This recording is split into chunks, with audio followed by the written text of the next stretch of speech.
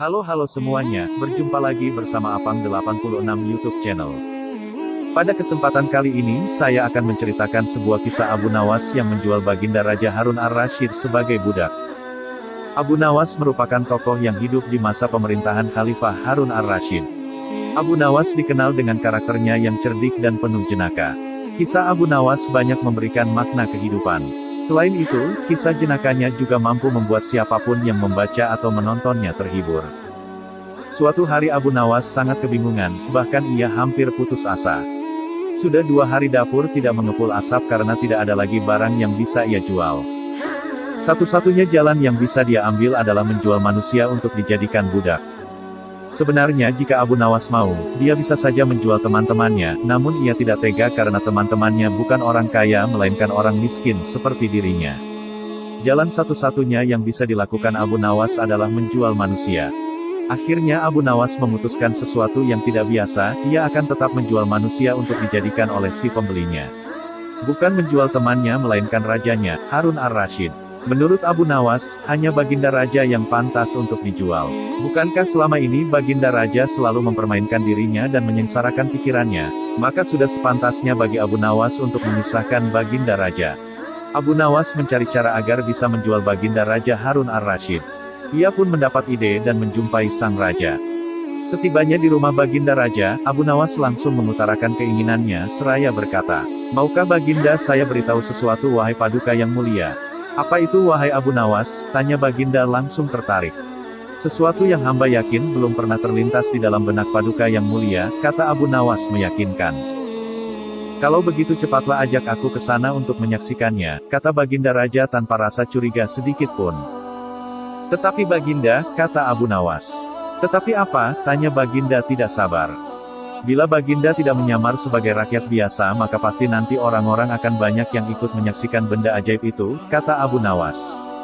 Karena memiliki keinginan besar dan rasa penasaran yang begitu besar, Baginda Raja bersedia menyamar menjadi rakyat biasa. Melihat penyamaran sang raja berhasil, Abu Nawas dan Baginda Raja berangkat menuju ke sebuah hutan. Setibanya di sana, Abu Nawas mengajak Baginda Raja mendekati sebuah pohon besar dan rindang, ia pun meminta sang raja untuk menunggu.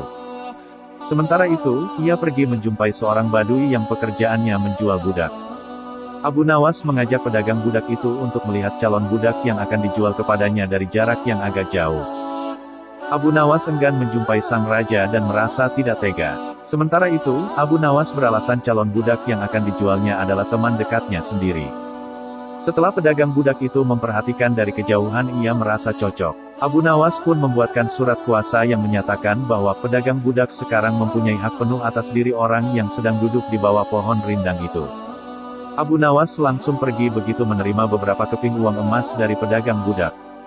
Baginda Raja masih menunggu Abu Nawas di bawah pohon rindang tersebut, sampai tibalah pedagang budak menghampiri dirinya. Baginda Raja merasa heran, mengapa Abu Nawas tidak juga muncul dan mengapa ada orang lain selain dirinya dan Abu Nawas. "Siapa engkau?" tanya Baginda Raja kepada pedagang budak. "Aku adalah tuanmu sekarang," kata pedagang budak itu agak kasar.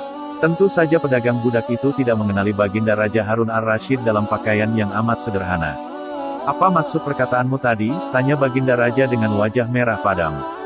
"Abu Nawas telah menjual engkau kepadaku dan inilah surat kuasa yang baru dibuatnya," kata pedagang budak dengan kasar. "Abu Nawas menjual diriku kepadamu?" kata Baginda makin murka. "Ya," bentak pedagang budak. "Tahukah engkau siapa aku ini sebenarnya?" tanya Baginda geram. "Tidak, dan itu tidak perlu," kata pedagang budak seenaknya. Lalu ia menyeret budak barunya ke belakang rumah. Sultan Harun al-Rasyid diberi parang dan diperintahkan untuk membelah kayu. Baginda Raja merasa heran dengan semua yang diperintahkan. Ia melihat begitu banyak tumpukan kayu di belakang rumah Baduy itu, sehingga memandangnya saja Sultan Harun ar-Rasyid sudah merasa ngeri, apalagi harus mengerjakannya. "Ayo kerjakan." Meski ia merasa kebingungan dengan itu semua, Sultan Harun al-Rasyid mencoba untuk melakukan perintah dari tuan barunya. Sultan Harun ar-Rasyid secara perlahan memegang kayu dan mencoba membelahnya, namun si Baduy melihat cara Sultan Harun ar-Rasyid memegang parang merasa aneh. "Kau ini bagaimana? Bagian parang yang tumpul kau arahkan ke kayu? Sungguh bodoh sekali." Sultan Harun al-Rasyid mencoba membalik parang hingga bagian yang tajam terarah ke kayu. Telah mencoba membelah namun tetap saja pekerjaannya terasa aneh dan kaku bagi si Baduy. Oh, beginikah derita orang-orang miskin mencari sesuap nasi, harus bekerja keras lebih dahulu. Wah, lama-lama aku tak tahan juga, gumam Sultan Harun al-Rasyid. Si Badui menatap Sultan Harun al-Rasyid dengan pandangan heran dan lama-lama menjadi marah. Lah merasa rugi barusan membeli budak yang bodoh. Hai Badui, cukup semua ini aku tak tahan. Kurang ajar kau budakku, kau harus patuh kepadaku, kata Badui itu sembari memukul sang raja. Tentu saja raja yang tak pernah diperlakukan kasar itu menjerit keras saat dipukul kayu. Hai Badui, aku adalah rajamu, Sultan Harun al-Rasyid, kata Baginda sambil menunjukkan tanda kerajaannya. Pedagang budak itu kaget dan mulai mengenal Baginda Raja. La pun langsung menjatuhkan diri sembari menyembah Baginda Raja. Sang raja mengampuni pedagang budak itu karena ia memang tidak tahu. Tetapi kepada Abu Nawas Baginda Raja amat murka dan gemas. Ingin rasanya beliau meremas-remas tubuh Abu Nawas seperti telur.